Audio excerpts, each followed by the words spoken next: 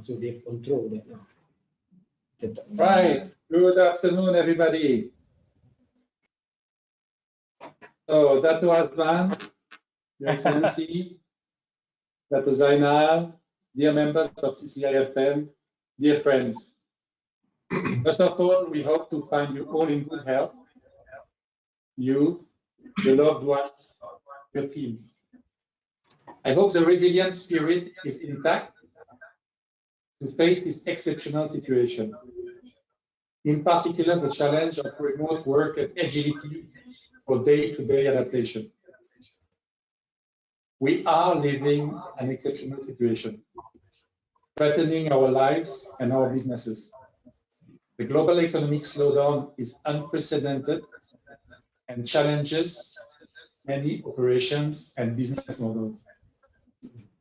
We are all conscious that this collective challenge will have deep and long-lasting impact without being able to assess the magnitude just yet. The importance, however, is to overcome it together. And as Charles Darwin would say, it is not the strongest or the most intelligent species that survive, but the most adaptive to change. The world is showing exactly that as we speak. Dato Azman, CEO of MIDA, will share with us the situation seen from the inside with his team, who has been on deck from day one.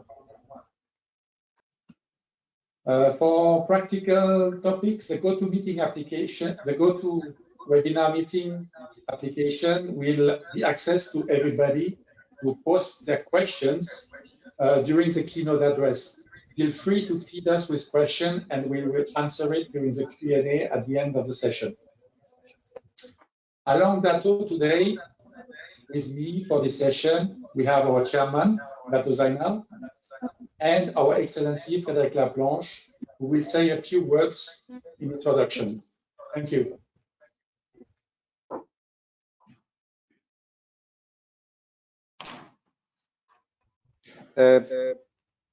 Gilles, you want me to say a few words? Yes. Okay. Well, thank you very, very much, for coming, for joining. I would like to say it's a pleasure to see you. It's a bit complicated as a pleasure because we are all in a very complex situation and deep recession at world level. But we are happy to be in Malaysia at this point in time. Malaysia is doing a good job at maintaining the sanitary situation and containing the virus on the one hand. And also, I think in spite of the very severe confinement measures that have been decided, including with very deep impact on the businesses, including French businesses, I think we are talking to a government which is listening to us. I'm very happy with the negotiation, with the dialogue that we have had so far with MITI in particular, and Dato Sri Azmin, the minister, as well as the Ministry of Foreign Affairs and Dato Sri Ishamuddin. So thank you very much to the government of Malaysia. And I've said it publicly in a Bernama interview not too long ago, a few days ago. Thank you very much for taking care of our community and of our business community. Now, we're very eager to listen to you. And I think there will be a lot of questions as well directed to Dato Azman as to the future. And thank you so much for making yourself available. Thank you.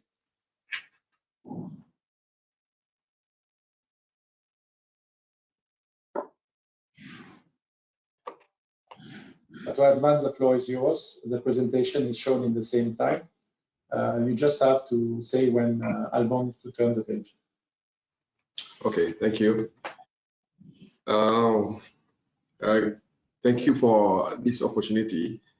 Let me acknowledge the formalities.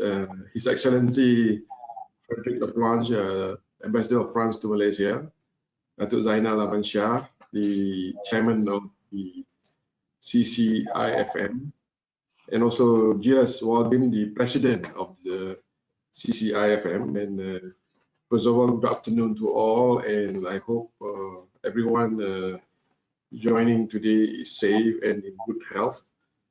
Before I begin, I also would like to thank Malaysia French Chamber of Commerce and Industry for organizing this event, and also inviting MIDA to be part of the discussion. And as many of you know, that MIDA and also the French Chamber here have been working very closely together through several collaborative programs to equip members with the latest knowledge on doing business in Malaysia.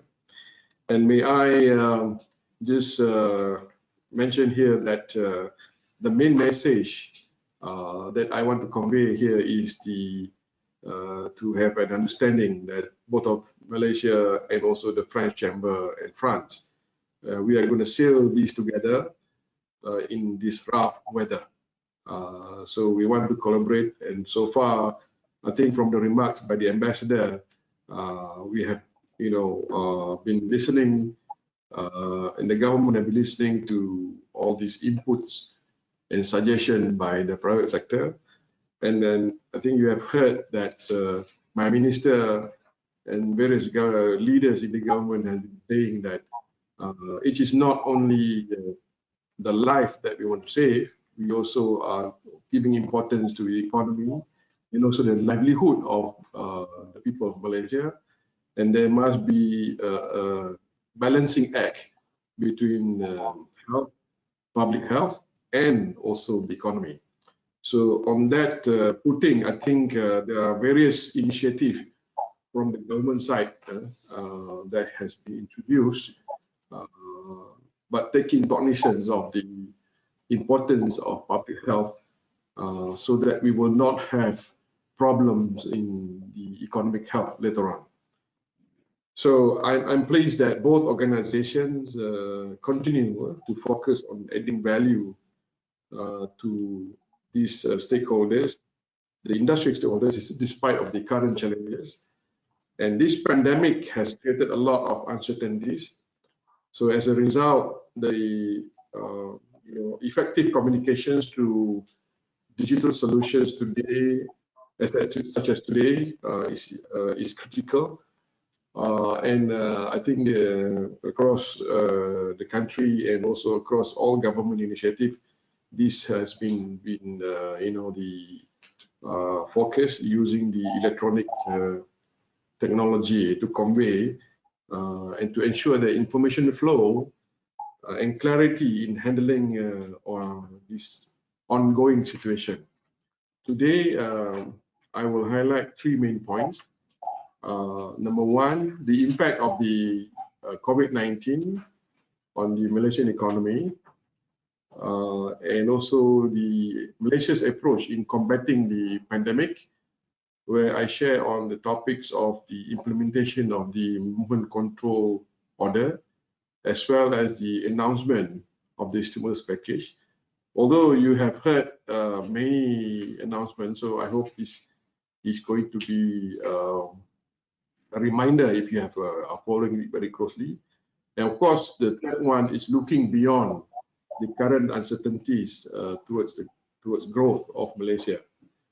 So the impact of the COVID-19 on Malaysian economy, and as you all know, the outbreak has affected every country in the world enormously, and Malaysia is not excluded. As you all know, so Malaysia, most of the exports and industries in Malaysia are part of the global supply chain. So the positive news is that Ministry of Health Malaysia has highlighted the actual number of COVID-19 cases, and they are very transparent actually. And has what you call the cases throughout the country showed the lower trajectory compared to the initial forecast by Malaysian Institute of Economic Research, MIDA, and some other forecasts by some other institution or from international bodies or organization. And in 2019, our GDP was 4.3%. But given the impact of pandemic and volatility, and global oil prices, as well as the continued disruptions in the supply chain.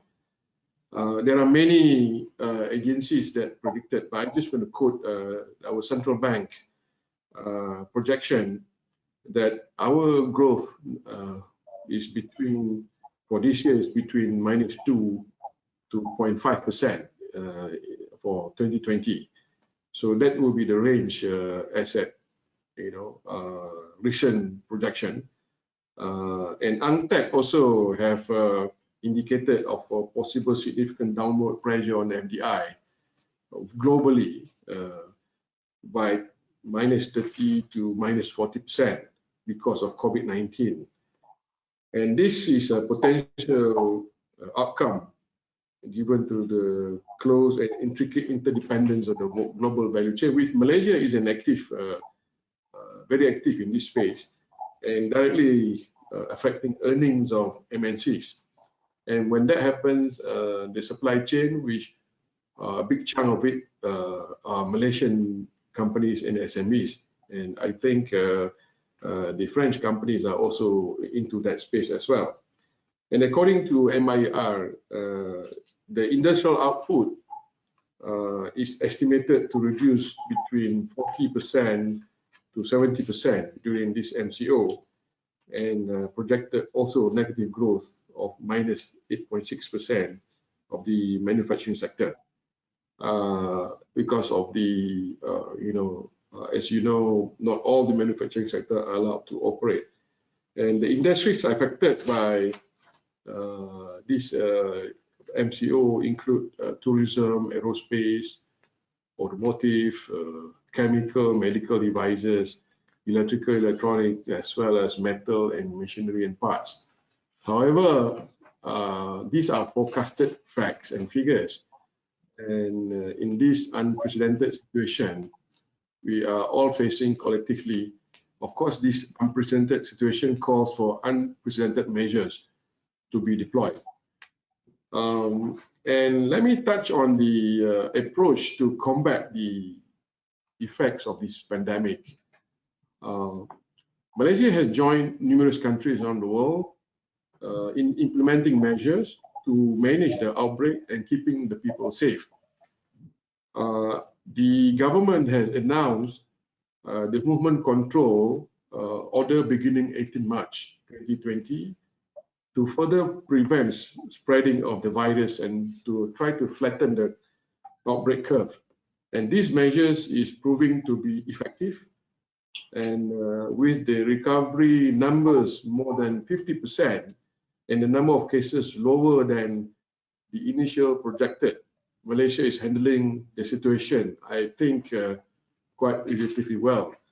As you know, the new cases has dropped below 100, and the ranking among countries in ASEAN, from being #1, now we are #4, and the Director General of Health has been reminding the public that we are not winning this yet. We need to continue to the effort of movement control to break the chain and prevent the virus from spreading. So this is a very important message that need to be conveyed to the public, to the industries, especially when the industries now, some of them are slowly being allowed to operate. So even we are working very hard. We get inputs from the industries, from National Security Council, from all sectors within the government, and also the Ministry of Health, to develop the SOPs for the last several weeks. And you have seen that this has been issued together with the approval. So I think the important thing is that chambers and associations must, emphasize on the SOPs, which is relying mostly by the Ministry of Health to be implemented exactly or even more stricter, in your operating environment. So I want to stress that the government has also taken proactive measures and responsive in balancing public health and economic sustainability, as well as the livelihood of the people. Communications has been ongoing, to the public and to the people and to the industries, this balancing act. And several economic sectors have been allowed to operate slowly, not at full capacity yet. Of course, there are several those critical areas like the healthcare areas, the rubber glove sectors and medical sectors has been slowly been given full, what you call 100% staff strength. But the strict adherence to SOPs and health and safety guidelines need to be observed. So MIDA has provided the necessary approval for companies producing essential products and services to stay in operation during the first 2 phases of MCO, and MIDA too is actively involved in the process of providing pertinent input to MIDA in the final approval of companies to operate. In fact, MIDA staff and officers in the first, what they call, have been working 24/7 to facilitate this, and we are trying our best to allow the companies and their ecosystem and supply chain to operate. This includes industries such as food, pharmaceutical, e-commerce, selected chemicals, packaging, electrical electronics, including semiconductors and logistics. Under the 3rd phase of MCO, the government further expand the scope of the industries, allowing several additional economic sectors to operate, namely in automotive industry for exports, machinery and equipment, aerospace, construction projects, science, professional and technical services, including R&D, social health services that are registered under the traditional and complementary medicine practitioners. MIDA has also allowed and improved the approval mechanism. As you all may know, the initial stage, the system has crashed because of the too many applicants that came in at the same time. We didn't anticipate that kind of volume, but within less than 48 hours, the system has improved. And now, as announced by my minister yesterday, we have received about 50,000 real applicants, and I think they have approved quite a number of significant number of applications. And this evaluation approval is still ongoing, and in the coming days we will see more companies, a significant number of companies will be approved. So improvement is still ongoing, it's being monitored, and we have seek the help of cybersecurity and other industry players to help improve the system. So simultaneously, Malaysia has announced the stimulus package to bolster the national economy and assist businesses during this challenging time. In fact, the total package is valued at about 58 billion US dollars. And this initiative not only addresses the adverse health and social impact of the ongoing COVID-19 outbreak, but also support the businesses, including SME enterprises, to the 100 billion ringgit allocation. So according to AFP, which is a French agency, France Press, Reuters, Bloomberg, Nikkei, BBC, and The Guardian's, Malaysia's comprehensive package is estimated to be about 18% of the national GDP, and it is considered to be the 3rd largest stimulus package after Germany and Britain. So this is an indication of how serious, the government want to ensure that the livelihood and life of the people are balanced, and to keep the economy going and supporting the business as well, because we don't want to have after the pandemic, we don't want to have the economic problem affecting Malaysia and the business and the people. So looking beyond the current uncertainties, I'm sure all of you are having this in your mind as well. While COVID-19 is disrupting all manners of business throughout the world, we would like to assure our investors, especially our French investors. We know French investors you are number 5 in our list, and you our partners. MIDA is also your strategic partner, and we view that France is a significant investor to Malaysia from EU countries, and we are proud, to host 30 of the 40 top French companies that are listed on French index in the New York Stock Exchange Euronext, and we want to continue to have this all of you to be here in Malaysia. If possible, we want all 40 of you, to be here. And Malaysia is indeed, now it's a difficult time. However, I want to share with you, history has proven that Malaysia is a resilient country, despite of multiple challenges faced by the global economy.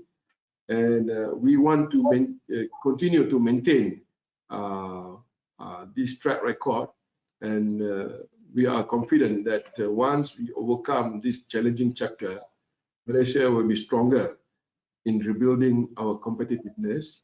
And you have heard the statement made by the Senior Minister of MITI, Dato Azman, that Malaysia is committed to ensure that we will continue to be a good host for our investors. In fact, the Malaysia's status as a resilient nation is well supported by the World Bank in its recent statement. And according to the World Bank's lead economist, Mr. Richard Record, Malaysia is more resilient than many other countries.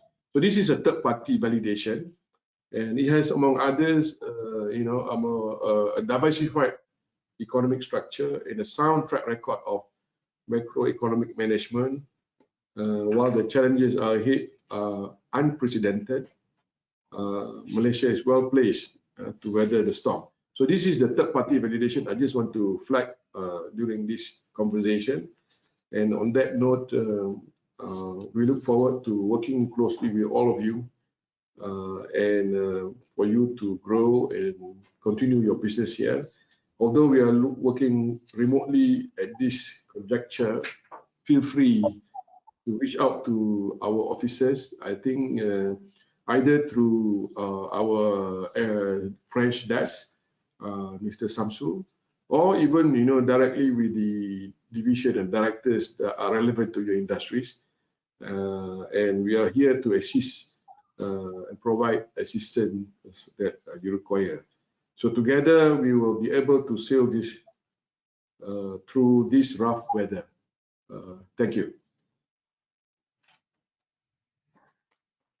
Thank you, Dato. Thank you for this clarification and update of a situation which is changing every day.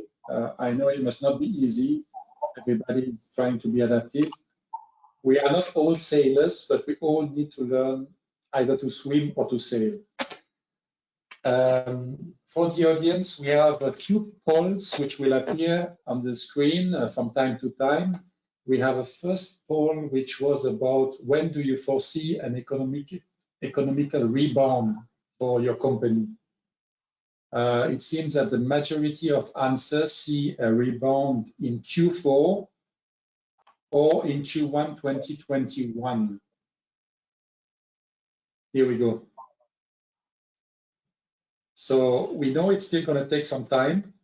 Q3 is most likely not to happen. Our ambassador has also put some question mark about a quick rebound. Dato Azman, maybe on your side, any comment on how you see this trend and the possibility of bouncing back this year or probably only next year?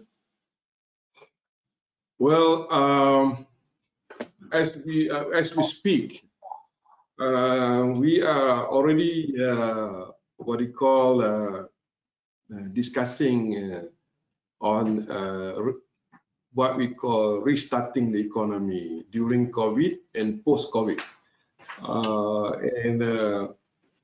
Even last night, this morning, and today, later in the evening, we are putting up a paper to the Economic Council together with the Economic Minister as well as other agencies.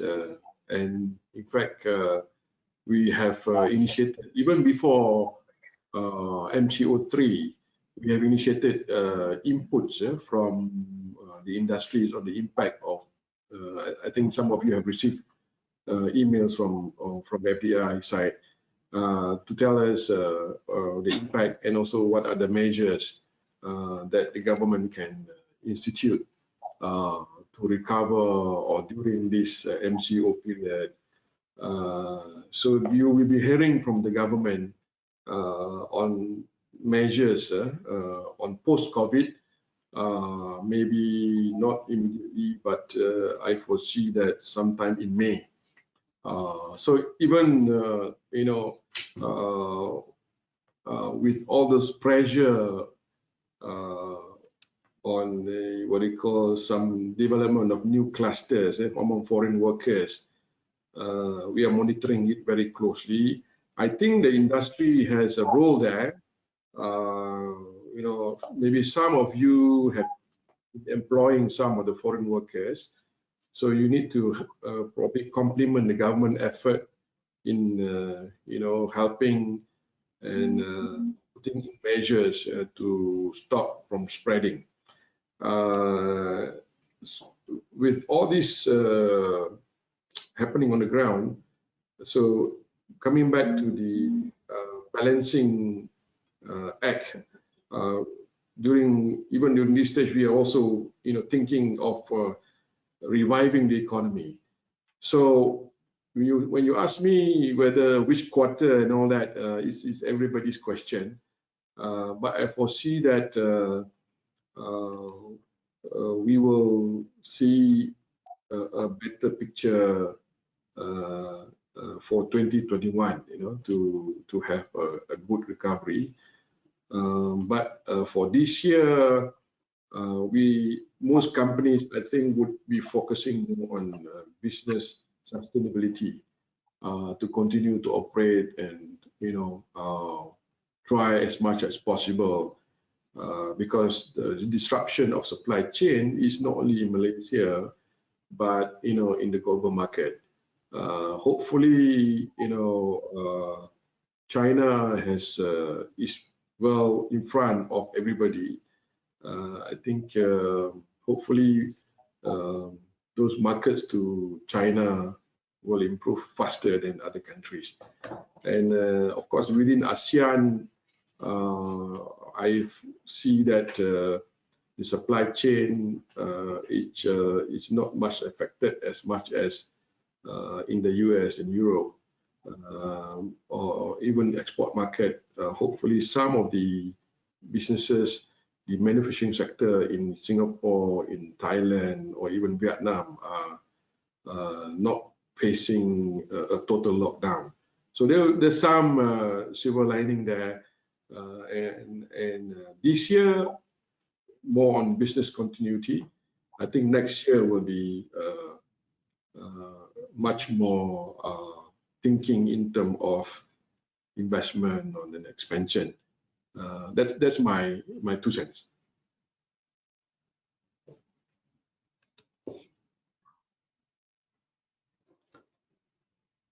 The next question, you can hear me clearly, right? Just to check. Okay, so we have a question, which is, and I will add to this question. So the question is, when is the next? When will the next MCO phase be announced?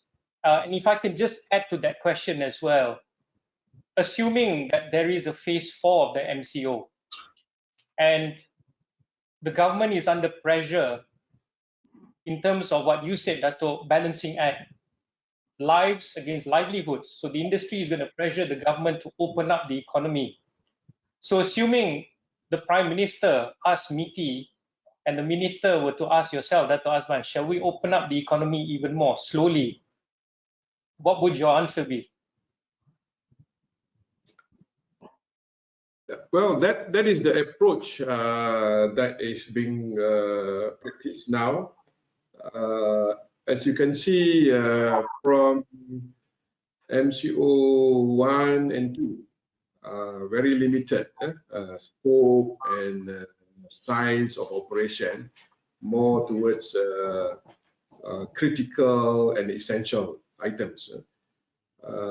So the thinking for MCO 3 is to allow these few sectors, is, if I may quote here, for aerospace, for automotive, for export sectors, and a few other sectors mentioned in the announcement, to the next phase of MCO 3. For MCO 4, of course, government will will discuss, on other sectors to be opened up. But we have to take cognizance of what's happening on the ground. So this approach will be the same, on additional sectors. It depends on how much we can contain or get the curve, not only flat, but going towards a single digit. So this balance of messaging to the public and action by the frontliners to contain the spread is still very important. We cannot allow, we must win this, what they call against this pandemic spread. I think it will be still the same approach, but as we progress, we can look at opening up more sectors to operate. But if you look at the list for manufacturing sectors, almost all is there. Maybe in terms of number of people involved is not full-fledged yet. We want to make sure there are not too many people moving around, but when they are in the controlled environment in the factories must observe the SOPs, social distancing, and all that. Of course, there are challenges in some of the, for example, some of your members has called me up that it is not practical for them to operate from 8 a.m. to 8 p.m. because of the type of industry. When we're looking into it, we want to discuss with the National Security Council how best can we manage this. Maybe can meet somewhere in between.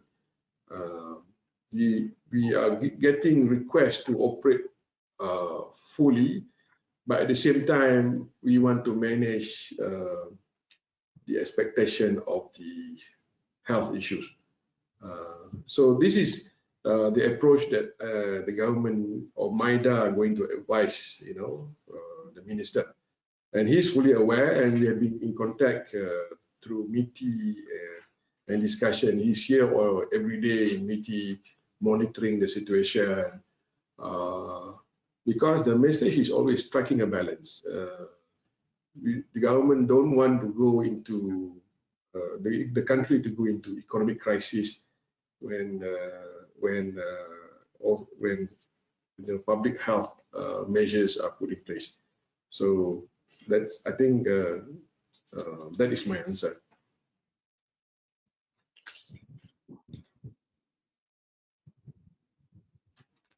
In regards to e-commerce, we saw that e-commerce, we have one question here. play this part in maintaining some supply of goods and keep some vendors afloat.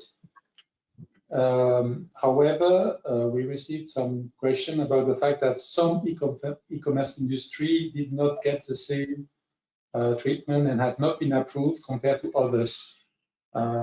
Any words on that, on the difference of qualification for e-commerce platform to be approved to operate?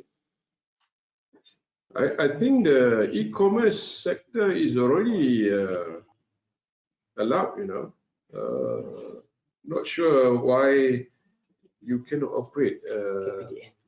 Yeah, I remember during the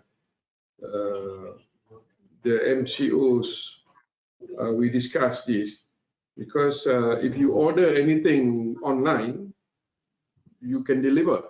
You get the delivery. So I'm not sure which section of the e-commerce. If it's under the e-fulfillment and the warehouse, maybe you can submit to MIDA.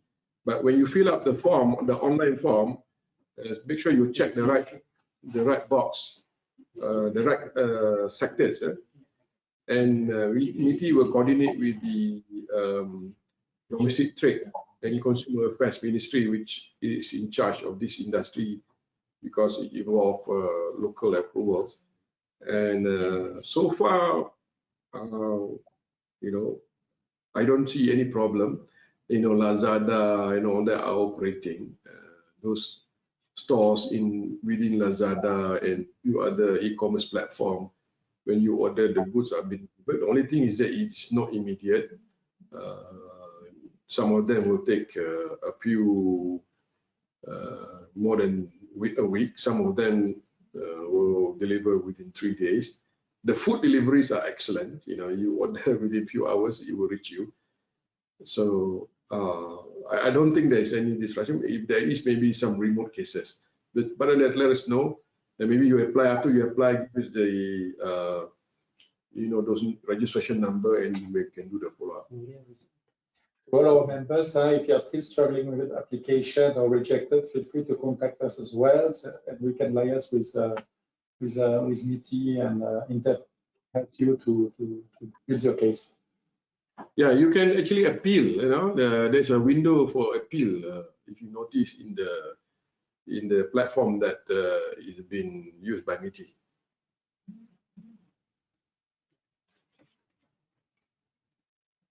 Okay. We have another question here on the ports. Dato, are the ports fully operational? What can we expect from the ports and the logistics sector? Yeah, if you look at the announcement by National Security Council, logistics sector is allowed. Certain logistics sector, well, the initial interpretation is only essential goods. They can transport essential goods. But now the supply chain is also allowed. This has been communicated to MKN. I myself has actually spoke to Minister of Defense, Senior Minister of Defense, which chairs the committee on you know, MKN, together with my minister. So they are allowing. But if you have any issues, you can let us know, and we will coordinate with the Transport Ministry. In fact, certain times they open up every sectors to be transported, because we observe that there is some congestion happening at the port. I think if you observe the announcement, the Minister of Transport, they will continue to monitor this, and they will allow the logistic to operate. Maybe some disruption, but it's not a total stop. Thank you. Question for very small SMEs who don't have ability to duplicate their staff and who cannot operate with only 50% of their staff. Do you consider broad exception for very small companies who cannot do at 50%? Yeah, this one you can appeal actually. It will have to be on, unfortunately, case-to-case basis.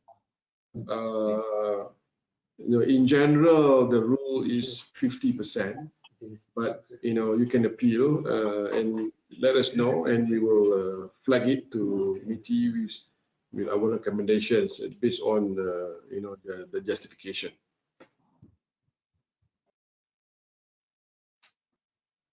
Sometimes SME, the numbers, for example, if SME is only 100 people and the place is not too crowded, we can look at supporting it, but of course the commitment to comply to the SOPs.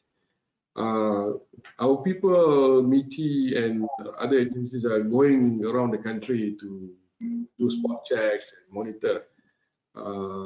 So far, the issues are non-compliance of the health part is still there. So we reminded everyone to observe it very strictly, because if the clusters are starting to develop in the factories, then it is not helping everyone. So that's why reason of SOP we follow strictly is very important. So I would like to all your chamber and all the anchor companies in your chamber to ask your supply chain to comply strictly, because your supply chain comprises of both MNCs and also local companies. So this is very important. That's why I want to stress that the SOPs need to be followed very strictly by every supply chain, because if the clusters develop in your supply chain, the risk of all this approval to be withdrawn is higher. So it is not good for everyone. So we have to work together actually with the government.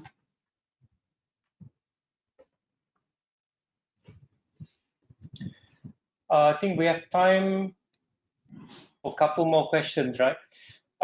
Dato, I see here in the list of questions a lot of members asking about the new normal, and if things were to open up and so on. You've mentioned about adherence to SOPs. Is there any indication in terms of additional compliance factors for companies to adhere to? For example, would they have to have the employees all tested, for example? Are there additional things that they can plan right now so that indeed when the government says, okay, MCO is lifted, they can go back to work? Is there anything that our companies can prepare and use the time right now?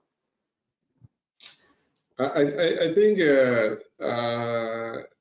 they can prepare with the current arrangement, of course.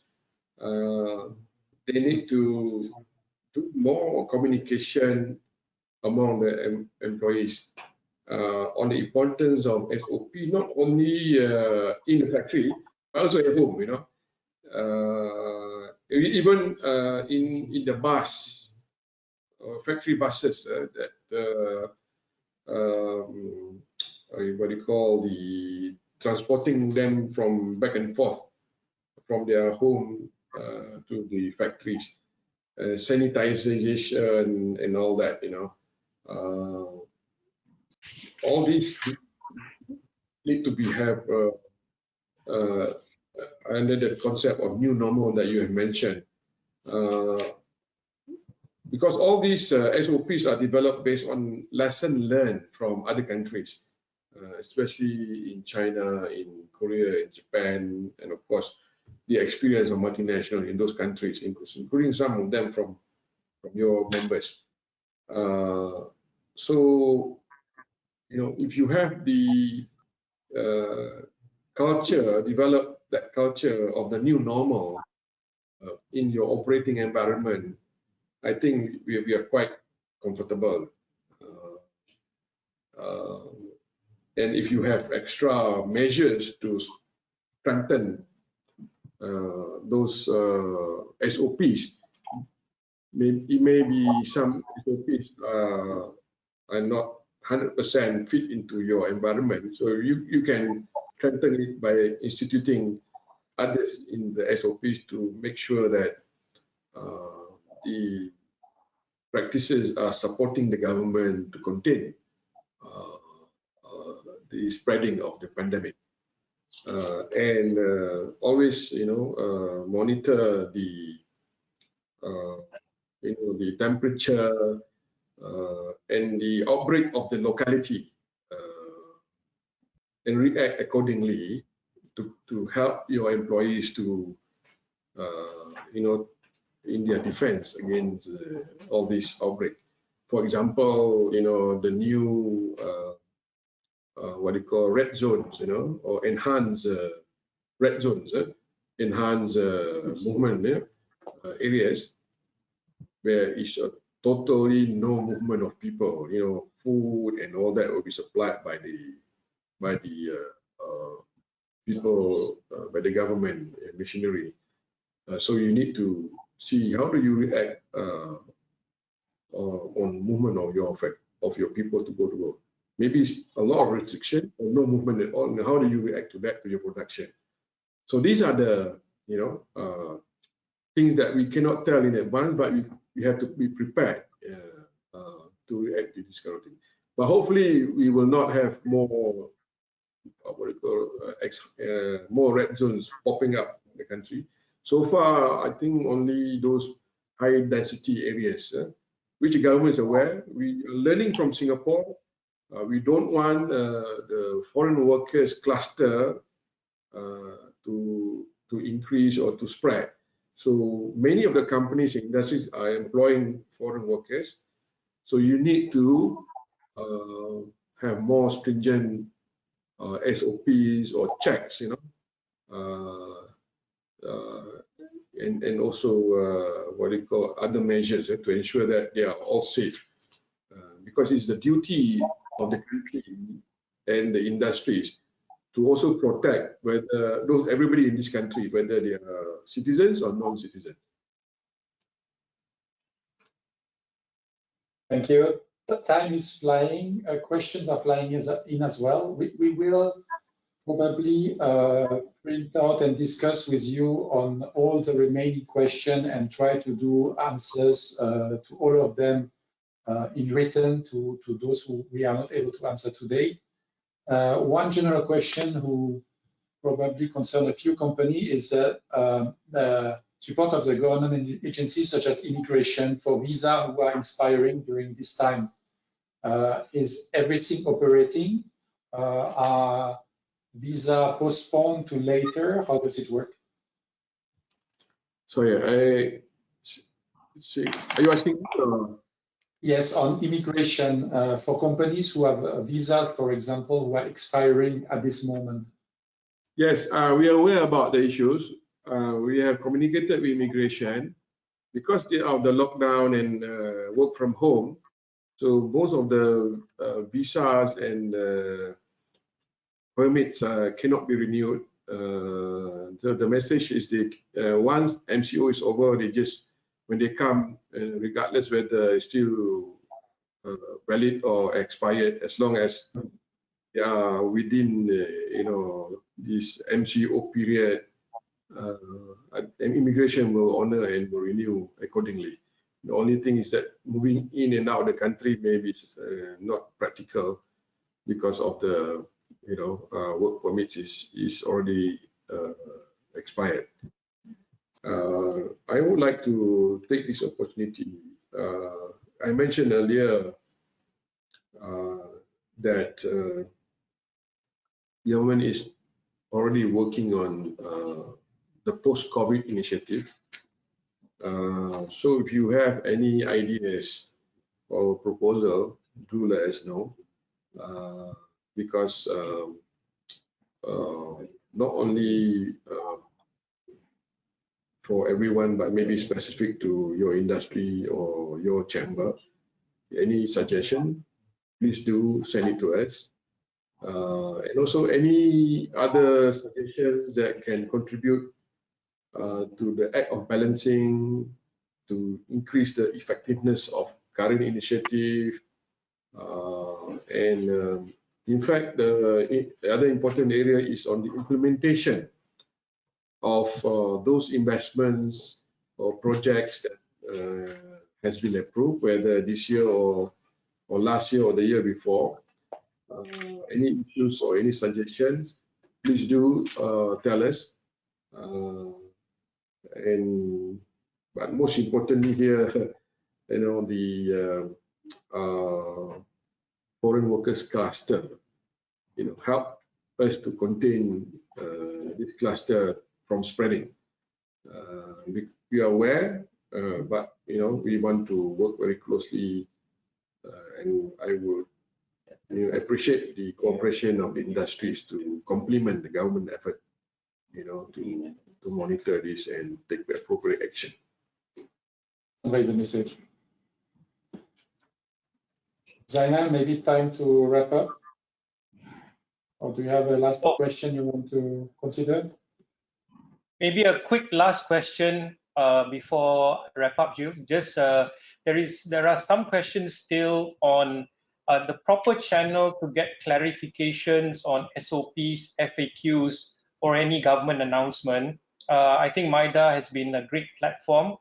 Is that the single point of contact for our members, Dato, or do you advise us to contact anyone else? Well, we don't mind answering those questions, because what we did is we populate the issues and challenges on a daily basis, and we share this with MITI so that they can update the FAQ. So those inquiries that came to us, so we will populate this on a daily basis. Those urgent ones, we will try to attend it immediately. Other than that, you're free to call up MITI hotline or the email that has been published for you to send it directly to them.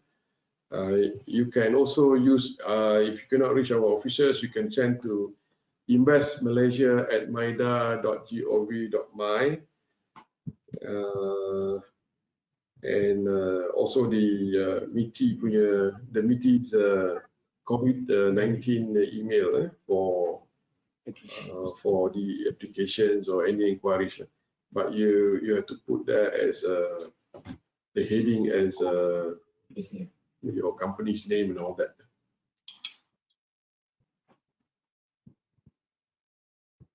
Okay, thank you. Maybe our chamber will recapture that information and send it to our members also. Do we still have time for more questions, or do we wrap up? I think the session will cut at 4 sharp, so we have less than 5 minutes left. Okay, so I wrap up, Jules? Yeah. Okay. Well, thank you very much, Dato Azman, for your time. Thank you very much to our members also who posted the questions. I picked up 3 main points today, which we should all take away. Number 1 is that our government is indeed listening and trying their best and having open discussions. So to keep our supply chains up and running. So thank you, Dato Azman, for your assistance. Please thank your colleagues in MITI, as well as the Minister. Thank you for listening. And as our Ambassador said just now in his opening remarks, the dialogue between himself also and other ministers are very active. So we really appreciate that. The second point is the advice to follow SOPs. I think this is really important. We feel really in safe hands with the Ministry of Health and the method by which they have employed to fight the COVID-19 issue. So the advice given to us, I think we should play our part, follow SOPs, social distancing, be prepared for the new normal, whether it is work, whether it is home. If you do employ our foreign workers, do take care of them, because sometimes they may not have the ability to have natural social distancing like we do, or even some of the sanitization aspects of things. So do watch out for that. Do follow the SOPs. And last but not least, I think the theme for this talk today is very appropriate, sailing together in rough weather. There will be, God willing, a silver lining in all of this, but we have to work together because together we are indeed stronger.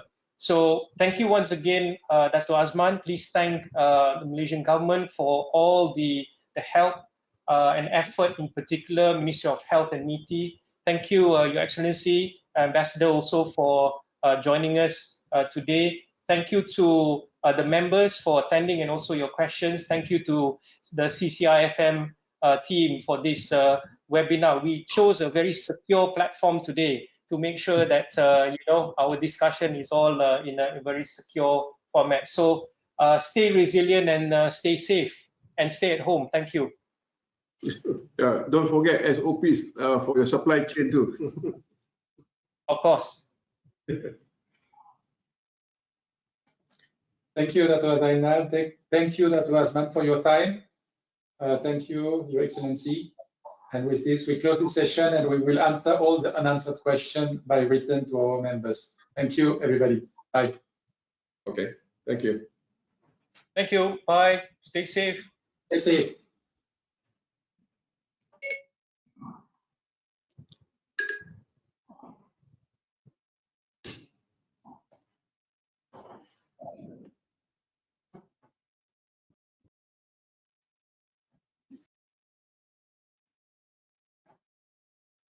Mm-hmm.